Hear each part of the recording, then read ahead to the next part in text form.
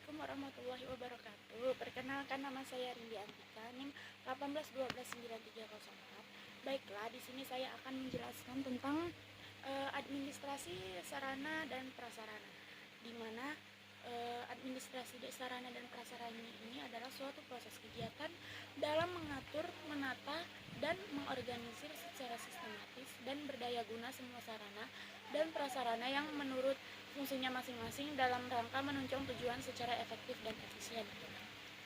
Perbedaan sarana dan prasarana. Sarana ini sendiri adalah barang atau benda yang secara langsung menunjang atau digunakan dalam pelaksanaan suatu kegiatan. Dalam pelaksanaan proses belajar mengajar, unsur tersebut dapat berupa kapur, tulis, meja, spidol, dan lain-lain. Yang kedua yaitu selanjutnya pengertian prasarana.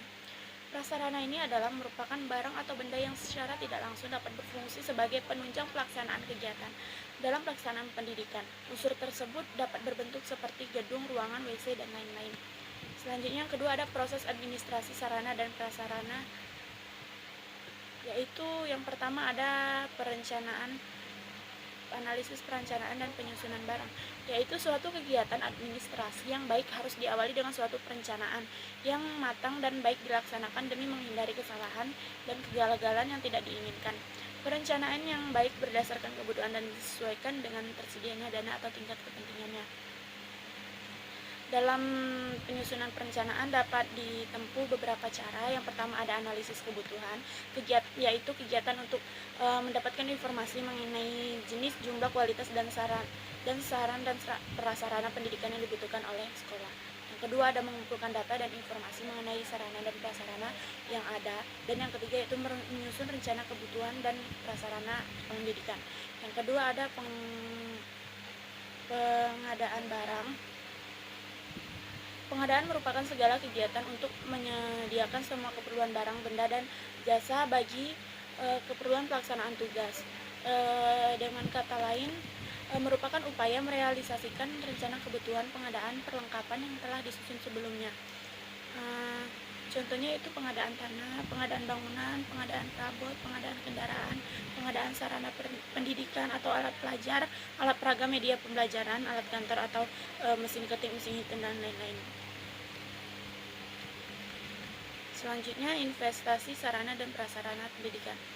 Investasi sarana dan prasarana pendidikan merupakan kegiatan mencatat dan menyusun daftar sarana dan prasarana yang ada secara teratur menurut ketentuan yang berlaku dalam suatu daftar inventaris barang yang berfungsi sebagai data yang diperlukan dalam perencanaan, pengadaan, penyaluran, pemeliharaan, penghapusan, pengendalian, dan pengawasan sarana dan prasarana.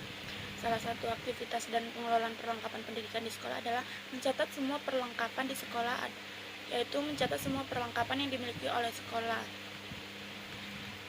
Selanjutnya penyaluran barang. Penyaluran merupakan kegiatan yang menyangkut pemindahan barang dan tanggung jawab dari investasi atau pemegang yang satu kepada investasi pemegang yang lain. Kegiatan penyaluran barang meliputi 3 bagian, yaitu penyusunan alokasi, yang kedua mengirimkan barang, yang ketiga penyerahan barang, yang selanjutnya yang kelima adalah pemanfaatan dan pemeliharaan. Pemeliharaan adalah kegiatan terus-menerus untuk mengusahakan agar barang atau bahan kantor tetap dalam keadaan baik atau siap untuk dipakai. Tujuan pemeliharaan ini yaitu agar barang tidak mudah rusak, yang kedua ada agar barang tidak mudah hilang, yang ketiga ada agar barang tidak kadaluarsa, yang keempat ada barang tidak mudah susut, yang kelima ada agar sarana dan prasarana selalu dalam keadaan bersih. Pemeliharaan sarana dan prasarana kantor dapat dilakukan dengan berbagai cara, antara lain pemeliharaan berdasarkan waktu. Itu ada pemeliharaan sehari-hari, pemeliharaan secara berkala, dan yang kedua ada pemeliharaan berdasarkan jenis barang. Yang pertama ada pemeliharaan barang bergerak. Pemeliharaan barang bergerak dapat dilakukan seperti hari maupun secara berkala, yaitu kendaraan bermotor contohnya. Yang kedua ada pemeliharaan barang tidak bergerak, yaitu seperti membersihkan debu-debu yang menempel pada alat dan lain-lain. Yang keenam itu ada penghapusan. Penghapusan merupakan suatu proses kegiatan yang bertujuan untuk mengeluarkan atau menghilangkan barang-barang negara di daftar inventaris negara berdasarkan peraturan perundang-undangan yang berlaku. Apabila biaya rehabilitas barang terlalu besar, sedangkan daya pakainya terlalu singkat, maka barang tersebut lebih baik tidak pakai lagi dan dikeluarkan daftar inventaris. Yang ketujuh ada pengawasan. Seluruh kegiatan administrasi sarana dan prasarana pendidikan tidak bisa berjalan sendiri tanpa dikendalikan dan diawasi. Artinya setiap kegiatan masing-masing akan dimonitoring setiap saat oleh pemimpin organisasi serta diperhatikan kerjasamanya antara kerjasama satu dengan yang lain. Pengawasan bukan merupakan suatu pengaturan yang kaku dan akan membatasi ruang gerak masing-masing fungsi pengelolaan, tetapi merupakan koordinasi serta akselerasi bagi seluruh fungsi pengelolaan administrasi sehingga pemborosan waktu, tenaga, dan biaya dapat dihindarkan. Selanjutnya yaitu peran sarana dan prasarana dalam administrasi.